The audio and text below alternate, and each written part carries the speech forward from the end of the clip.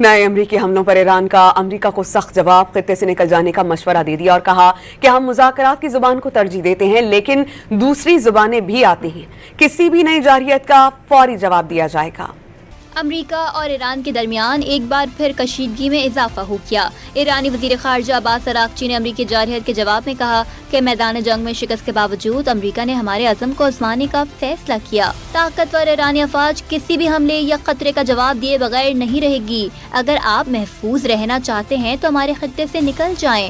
اراغچی نے واضح کیا کہ ایران ہمیشہ سفارتکاری اور مذاکرات کی زبان کو ترجیح دیتا ہے، ساتھ ہی خبردار کیا کہ وہ دوسری زبانوں میں بات کرنا اچھی طرح جانتے ہیں۔ ایرانی آرمی چیف نے بھی دو ٹوک الفاظ میں کہا کہ تہران پر اسرائیلی حملوں کا ذمہ دار امریکہ ہے، کسی بھی نئی جارحیت کا فوری جواب دیا جائے گا۔ میجر جنرل امیر حاتمی نے بتایا کہ اسرائیلی حملے سے ثابت ہوتا ہے کہ دشمن کو جنگ بندی کا کوئی خیال نہیں، نہ ہی جنگ کا خاتمہ مقصد ہے۔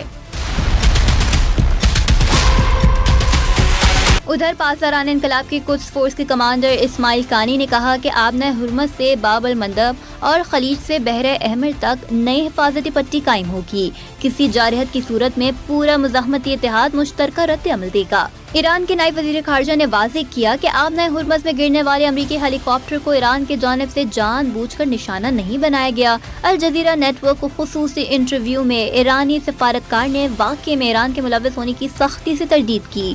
ایرانی پاسداران انقلاب نے امریکی حملوں کے جواب میں خطے میں امریکی اڈوں پر 21 حملوں کا بھی دعویٰ کیا۔